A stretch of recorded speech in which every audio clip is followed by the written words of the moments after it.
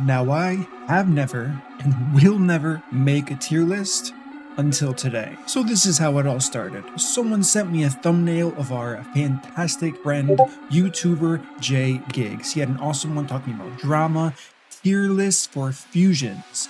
And I said, you know what would be a great idea? What if I made a tier list of the tier list? Little did I know Jay Gigs did that in his video. So we're gonna spin things up. I'm gonna make my own tier list on other content creators and their fusion tier list, and I'm gonna compare it with Jay Gigs. Let's see just how close me and him are connecting on this situation. So let's get right into it.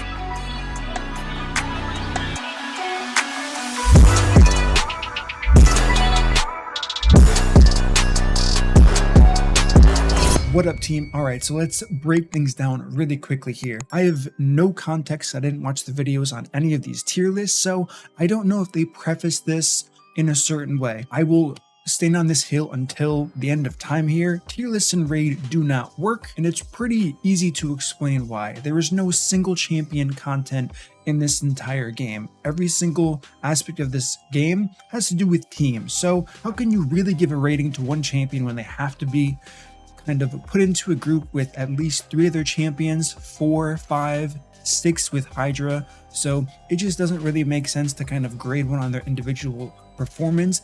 But specifically with fusions, and why this is kind of a weird tier list to do, is because it has to do with how good they were at the time or how good they are right now. So this is why there's kind of a lot of leeway in how you can interpret this, but I'm going to look at it in both ways. How good were these fusions at the time compared to how they are now? So let's see how accurate our fellow content creators put the fusions in their opinion in order on this, starting off with my friend Ash. All right, so here we have Ash's tier list here, starting off with the S tier, the infamous S tier. No double S tier. Love to see it, love to see it. So we have HellHades, no question there. For endgame, pretty much useless. I don't use it. I don't know any endgame players who do use it. I know a few people that like used him for fun. That's definitely a viable strategy. But if you're endgame, you're clearing everything without thinking of it, and you were before HellHades came out, so he was just a for fun character.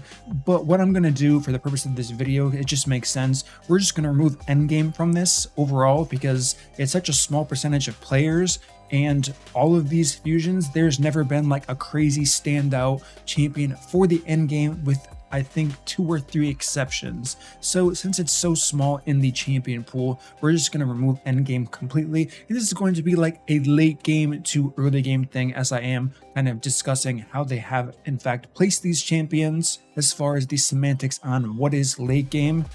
If you're not completing everything this game has to offer in the fastest time possible, you're not endgame. If you're not in the arena constantly, top 5, top 10 if you wanted to, you're not endgame. That's just my definition. It means you're the best of the best. You've finished everything possible at the highest level possible. So HellHades S tier, absolutely. Fantastic champion. Brogni, same thing. Fantastic. Gaius, definitely not. Ash, what are we thinking here? Gaius is a bomb champion, a fantastic bomb champion, but to make him S tier with some of these other options, there is just no shot. No shot. He would have to be useful in as many places, kind of using his own tier list as an example. Comparing someone like Gaius to HellHades and Brogni, there's just a clear disparity between the two champions. Molly Tankard, very interesting. Ash, okay, very interesting. I think it's much harder to use Molly in the early game setting, for sure, because while her kit is very strong, it can be a little bit difficult to keep her alive. But I would have to say, all in all, she is definitely one of the strongest fusions we have had come out. Mighty Yuko, for sure.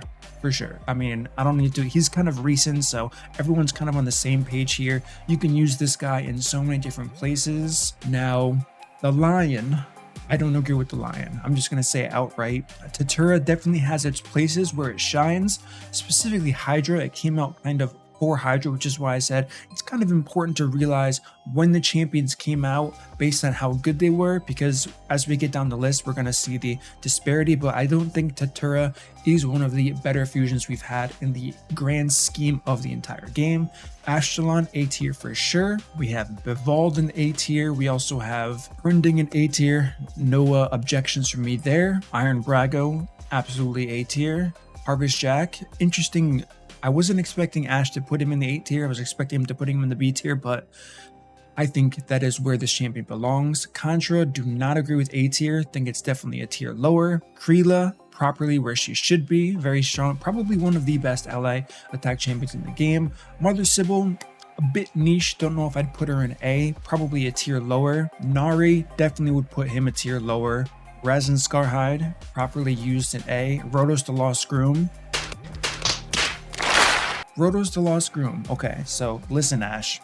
Rotos is so good. Plarium has nerfed this champion 3 times. 1, 2, 3. 3 times. Pretty sure it's 3 times. Could be 2, but I'm pretty sure it's 3 times.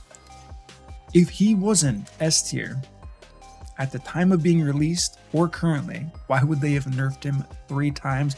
Let me ask you that. So definitely disagree with the placement of Rotos the Lost Groom here. Do not think he should be here. Definitely in the highest. He's still used in endgame arena all the time pretty much. So the fact that he's still that strong today is a clear indicator of how strong he is. It doesn't even matter where you are. Early game, end game, you get this guy, you're good. Survivability is off the hook.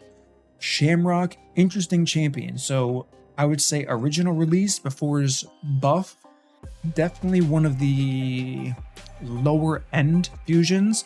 After the buff, I don't think he creeped all the way to A tier. He is a very strong champion, but there are way too many good champions in this fusion list, and to not clump up one tier too much, because that would kind of distort the kind of ratio of how good they are, I would not put him in A tier. Same thing goes for Sigmund. While he is good, there are just too many better champions in the A tier. Sir Nicholas, definitely an A tier champion. Vargal, interesting choice putting him A tier. I think that's way too high for him. Tormund definitely belongs there, even though he can be countered quite easily. So next we're going to be moving on to the B tier. Foley belongs here. Gerptuk belongs here. Karato, I don't think he's that good. I would not put him here for sure. Opardon, definitely think he should be lower. Ruel, lower, requires too much synergy. Verself, again, lower. Vladimir, lower for sure. Drang, proper B tier.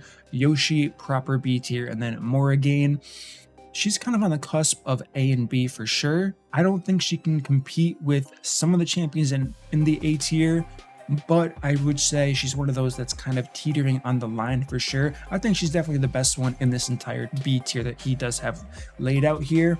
Next, moving on to the C tier from Ash, we have Brachus. Brachus is a really good champion, but the fact that he requires 1 billion books probably makes him F tier. I just gotta be honest with you, because no one's spending that amount of books on a champion like this, so it is what it is. Then we have an interesting champion coming up next. We have the stone orc / troll here, and honestly, he wasn't very well received by players. There are a few niche uses, but I would definitely put him even 1 tier lower for sure. And quite honestly, we have Sausage Frog here, Rorik under that, Pixneal. I think all of these champions are fine. Once you get into the bottom tiers of any kind of tier list, it doesn't really matter, especially in a game like this, because TLDR, they're bad. They have niche uses.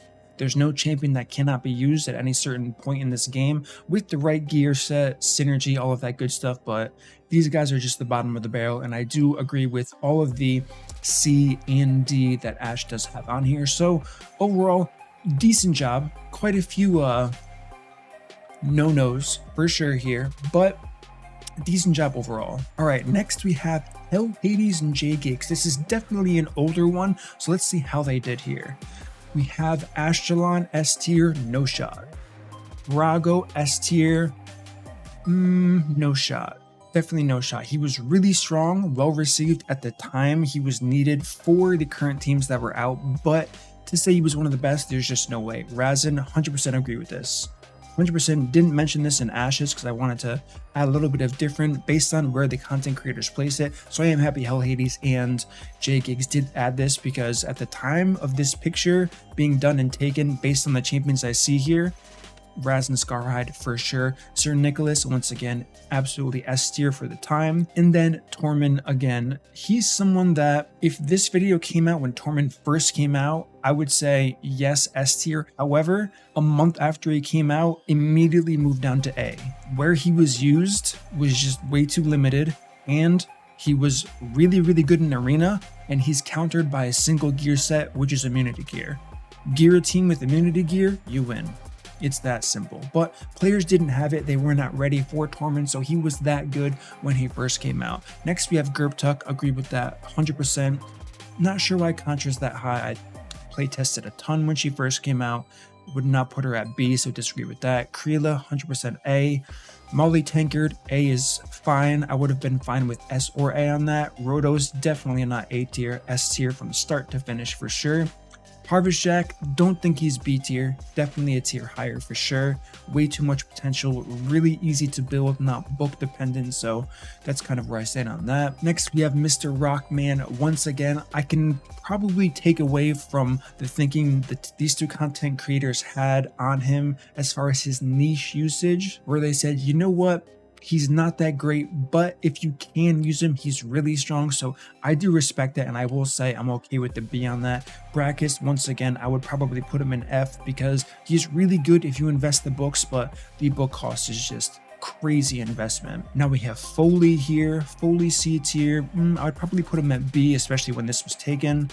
Shamrock, this was definitely the old Shamrock. I don't think he had the rework by then, so I would agree C, if not F tier. I'm surprised they skipped D. But next we have Killian. No way Killian's F tier. So especially this early into the game, if you didn't have Killian, you weren't doing stage 21 faction wars. It had to be nerfed like 2 times before he was a viable option to not use. So the fact that he's rated this low, just no. B, if anything. The same situation where he has a niche use, but his niche use is so strong, you cannot overlook that. You just can't. Next, we have Elegaeus here, and I would say F is too low for this champion. He's not that bad. He's not the best for sure, but C is definitely more along the lines of where I would definitely put him. Pixneal, agree. Vargal, agree.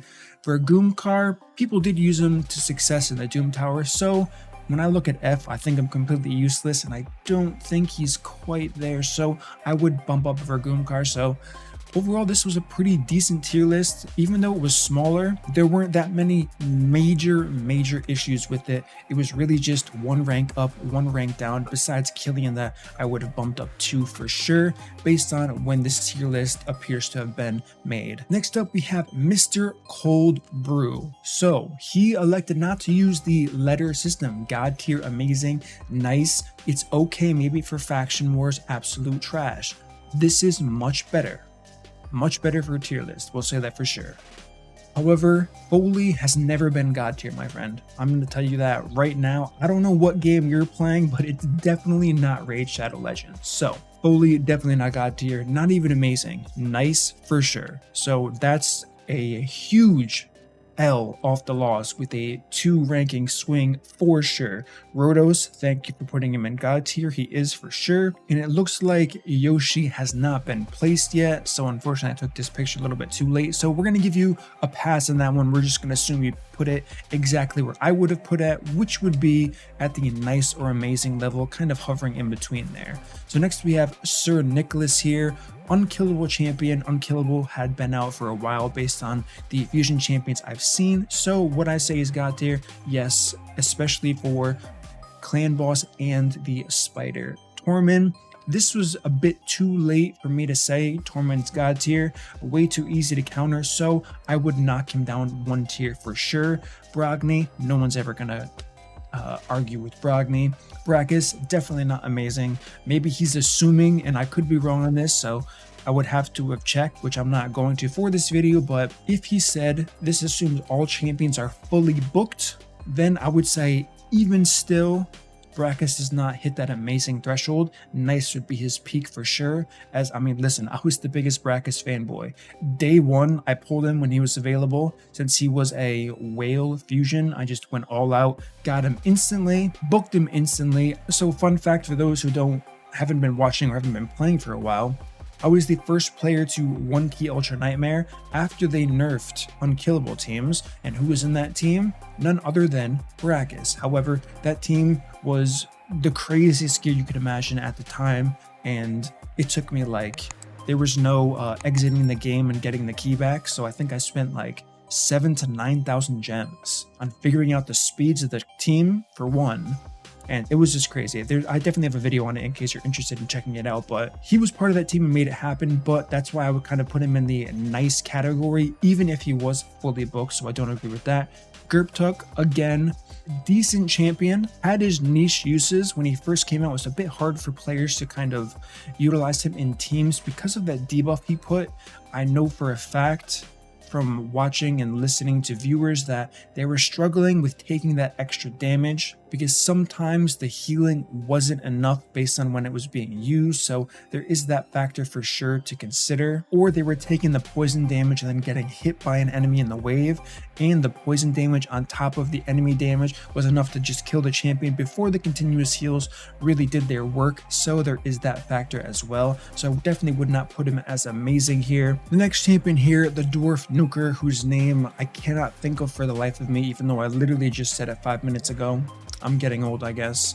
So I actually agree with this because just taking away from when this was made, I know for a fact when he did come out, he was a very strong alternate nuker for those who didn't have a solid AoE nuker. So I would definitely agree with him in saying he's an amazing champion for the time that I can kind of guess of when this was released. Brago, 100% amazing. Kreela, proper. Molly Tankard, proper and amazing. Razin, I would take amazing or god tier for that champion. Astralon, I think he's the first person as of right now who actually placed Astralon in the right spot, which is nice. Killian, hey, Cold Brew, you make me proud. You make me proud. I mean, there is a section that says it's okay, maybe faction wars, so you might have overshot Killian, to be honest. I was a huge believer in Killian. I saw his uses, but it was very niche outside of faction wars because it required very high gear. So I'm gonna give it to you. I'm not gonna say I would lower it, but just know between me and you, that was our one, okay? I know I kind of gave you one with Yoshi, but that was the real one, okay? Next we have Elagaius. I do agree with nice here. Harvest Jack, nice as proper. Contra and Vargal, I do think I probably would have put them one lower, but I am aware of the niche uses where they can be applied, and based on the information, it was helping more than a very small portion of the player base, so I can get behind a nice factor here. What was this guy's name? Beargoth, the Epic. I kind of agree. I would say he's either okay or the one below absolute trash. Broadmaw, it's okay, maybe faction wars. If you have Killian above, I would say Broadmaw should have been above because Broadmaw is not just okay, maybe faction wars. It's another champion like Killian where it's 100% faction wars. It makes your life a billion times easier for that faction. And then, not to make this too long, as far as the next 4 champions together, I agree. I think he kind of nailed that on the it's okay, maybe faction wars. In the final 3, Pixneal, this was of course post buff. Alika and Vergoomkar, agree with those. They had their niche uses. I think Vergoomkar was a bit stronger in certain spots like Magma Dragon, so I would move him up. I also used him in faction wars, so I can kind of vouch for his viability in faction wars. So he's another kind of teetering one for sure here. So I'm actually kind of surprised. There were quite a few champions in this tier list that I weren't expecting to be where they were slotted. I thought he would definitely have a more accurate one, but while there were some very pleasant surprises, there were a lot of conflicting champions as to where he placed it, but he does get bonus points for not just doing S, A, B, and then F like people were doing and just skipping D. So I do give him points for doing God tier amazing, maybe faction wars nice, and absolute trash. Next we have Mr. Chosen. So this looks like it's more recent since he has a lot of champions here. And one interesting thing about Chosen, he's definitely a very analytical person like I am. And I can, if you look at this, I mean, visually just look at the, I guess, pattern of how this looks. This is the smart way. If you could do a tier list in a game, this is how it should look. There's not one section that's kind of massive, right? They're all pretty tame, they're all pretty even in their footing here, and there's not one section of the tier list that's just overloaded with champions. This makes the disparity between the tiers much easier to understand, so definitely bonus points to Chosen for doing that. Now let's take a look at the A tier. Rotos, agree. Brogni, 100%. Helicath for sure. Mighty Yuko, absolutely. And then the nuker, whose name I still haven't remembered as of right now. Maybe it's at the tip of my tongue because I just said it, but not S tier. There's no, he was never S tier. He was A when he first came out for sure, but not S. Next we have Gaius the Poisoner. Tatura. Tatura is a hard one to get behind A tier based on when this was. Brogni, thankfully, is not S tier. I think that's a smart move. Foley, wouldn't put him as S. Morrigan, I agree with. I said before, kind of the cusp of A and B. I'm happy with A. Razin, okay with. Contra, definitely one tier lower for sure. Next, we have Mother Sybil. I can get behind B. Verself, 50-50 on this. I'm going to be okay with it for now because of the layout, but we'll see how many swaps. If there are a lot of swaps, I would say he definitely goes down if any of the C tier end up moving forward. Sir Nicholas, interesting placement on the B tier. Definitely don't agree with that. Way too strong in clan boss dungeons overall. I'm not sure what reasoning he would have to put him in the B tier, but can't get behind that. Minimum A for sure. Iron Brago, same thing. Do not think he belongs in B tier, especially with someone like Tatura being above him. I just don't think it adds up. Sigmund, okay in B. Molly Tankard, cannot get behind B tier, thinks she's too good. Gerptuk, okay with B. Astralon, Yoshi, pretty much the next form okay with. Kreela is the only one that I would say is probably A tier because she's the only ally attacker in all of this, which you have to consider when doing a fusion tier list. You are now making an entire group of champions into one part of the game, which is fusions, and since there's only one champion that ever did ally attack like Kreela when this was made, it's really hard to put them in the middle tier of this kind of rating system here. So I don't think she belongs there, definitely an A tier above. Next we have Bivald here, okay with this. Vladimir, we have Mr. Lon, okay with that. Harvest Shack, he's a bit too good for C to be honest. I think he does belong in a higher tier than this. Elegaius, niche use, but I can get behind C based on this tier list alone. Karatu, okay with C. Drang, think he's too good in Hydra to really put him in C. I agree with Brackus being C here. And then the final three, final three could be the last tier, but I think it's okay as far as the placement. But let's go ahead and see the last tier before we jump to any conclusions here. Ruel, don't think he's bottom tier. Pardon, I can get behind for this tier list. Rorik, yes. Killian, no, because of what we discussed before. Way too strong for faction wars. However, one thing Chosen has going for him is this is a later on tier list since Morrigan just came out. So Killian is much less needed nowadays. So if anything, I'm going to agree with him on Killian being on the bottom end here because I think he's kind of floating between C and F. He still can be very strong in the right team, but now that Killian isn't required since Faction Wars has been nerfed literally 10 times since then, I can get behind this. Nari, okay with. Vergumkar, since it's recent, okay with this. Pixniel, I don't think she's that bad post buff, I think this might be the first tier list of her post buff. Actually, we did have another Morrigan in here, didn't we?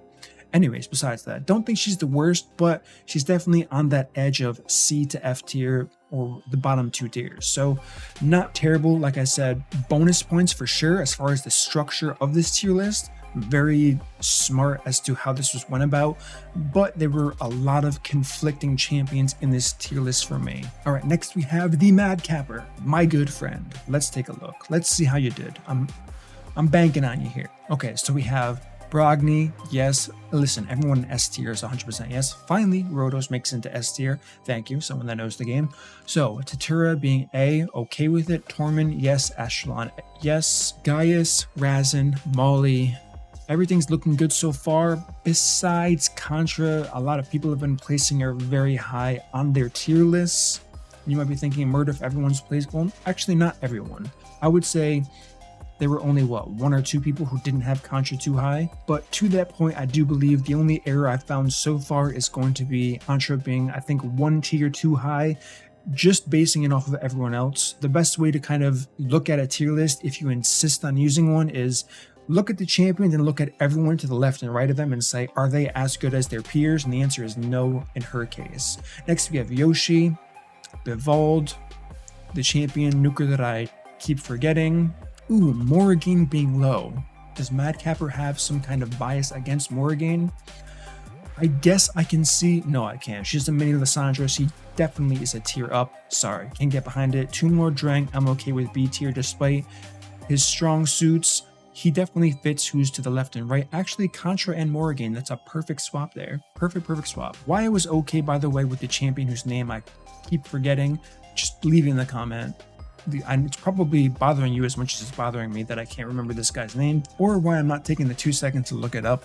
It is what it is. But one thing is, since he's not a new fusion that came out, he's lower ranking, but had this been an older one, I would say he would have been higher because he was a unique champion for the time. So we were at Sigmund in the last 4. I agree with. Maybe Krila should be higher as well. There is that ally attack factor that I've mentioned before, but outside of that, really iffy point. Ruel, I think he's probably a tier 2 high because of the synergy required to really make him like fully activated, I guess. So for the next one, we have Gerptuk. Agree. I think the viability of Gerptuk at this point in time is definitely gone down as time has progressed and new champions have come out. Mother Sybil, okay with. Brachus, very well placed in C. Vargal, okay in C. Harvest Jack, probably would have put him 1 tier higher. He does not match the strength of the champions around him. Shamrock, the same thing applies. If herself I can get behind. Vladimir and the other, yes, for sure. Now let's see what the bottom. Let's look at the bottom end of this to see how well we kind of brought things down. Karatu, Opardin, Pixneal, again, I think Pixneal probably should be a tier higher, but I'm okay with this for now. There were a few in C that I would have dropped, but Pixneal's okay in this tier list. Rorik, Vergumkar, Elegaius, don't think Elegaius should be that low. Killian, I agree with Killian there. So this one was pretty good. We made it pretty far. I mean, whenever you get to the bottom end, you're going to notice this in any tier list. It always gets a bit messy, but as far as the S, A, and B, that went pretty well, not gonna lie. I think that might have been the best top 3 rankings that we've seen so far. I could be wrong though. I'd have to go back and review. We're gonna, like I said, rate these afterwards. But as of right now, I do think this is the strongest one I've seen thus far. And now we're moving on to Mr. YST. Oh my god, your S tier is gigantic. That's already a big red flag for any tier list ever. Brogni, okay. Helikath, okay. We do have Morgan in the picture, so this is a recent one. Rotos, 100%. Yuko, 100%. Gaius, no shot. The champion I don't remember, no shot. Tormund, definitely no shot. Yoshi, possibly. Haven't mentioned this until now because he's always been rated low, but pretty sure YST has a good account, so I have to keep that in mind. I've been kind of in the back of my head keeping in mind the content creators' account progression based on their tier list, and I can see why players would put Yoshi in the higher up ratings. S tier though, probably not. I don't know about S tier. I think he's more in the line of S and A. If he is an S, he's the bottom end for sure. So quite a few discrepancies already that I see in the S tier. Moving on to A, Sigmund, way too high. Bivald, again, too high. Molly, agree. Krila, agree. Astralon, agree.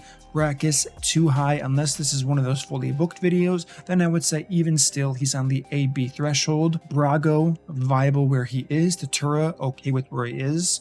Contra, too high. Mother Sybil, too high. Drang, I'm okay with A tier. No one else has done it before, but I would agree with that because I have seen him do very well in many areas of the game. Sir Nicholas, of course, being unkillable, very strong. Nari, I think, is way too high.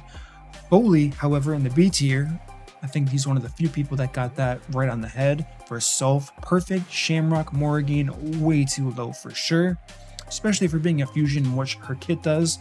I agree that her fusion, everything around her fusion, as far as actually fusing the champion, was kind of bad. So maybe that's being considered here. I don't think so, because Brackus is high, and that was the most pay-to-win fusion to date, where Plarium literally said this is a whale fusion only. So I don't think that's being considered in this metric here, but I think Morrigan's way too low. Especially when you look at who's to the right or left, like I've said in other tier lists, she just doesn't fit here. Next we have Vargal, Ruel, Vladimir. I'm okay with all of these. And I don't see any discrepancies. Razin, way too low. Definitely one tier higher. Pardon's fine. Harvest Jack, probably on the line, if not the best person in the B tier. But I don't think anyone we've seen so far has listed the champions from left to right as far as how good they are in the tiers they were placed in. That's kind of a lot of work to do. However, despite the discrepancy, this is kind of like the reverse of mAdCapper. I think C tier is very good, and I think the F tier is very good. I think the C tier and F tier are too bare. There are lots of champions that I had problems with in A and B that belong in C and F. But every champion for this tier list in structure is definitely very good. So overall, I think there's a lot of problems in the first 3 tiers, but this probably has to do with how he decided to format his tier list, if I had to guess. I think there were some conditions that I don't know about that he stated before this video. That's the only thing I can think in my mind as to why there are so many champions so highly rated. Maybe he wasn't considering how good they were in every aspect of the game, or I don't know. There's just so much, too many videos to watch, and I rarely watch any videos anyways, so we're simply going off the pictures that they created, and I could be missing lots of context for sure, but I'm not going to hold them accountable for that. This is just my perception on the pictures I have in front of me, which is how 99% of players who are reading tier lists are going to perceive things. They're not going to go through all the fine print, even if you have it 50 times around you. This is subject to opinion, blah, blah, blah. They're just going to look at it and say, this is good, this is bad, which is why I can never stand behind any of these. So overall, I do think there are some underlying factors here, which is why there was such a problem here. So I don't think this is the worst one by any means. And then finally, we have NubRaids for our last one here. Okay, let's take a look here. We have Ragni, agree with the top tier. Helicath for sure. Mighty Yuko, yes. Rhodos, yes. Tormund, definitely not. And then the champion, no. And then the other dwarf, no. They're definitely not on par with the others to their left, but very strong for sure. One thing I want to say is Morrigan is an A tier. I saw that in the corner of my eye. NubRaids, good job.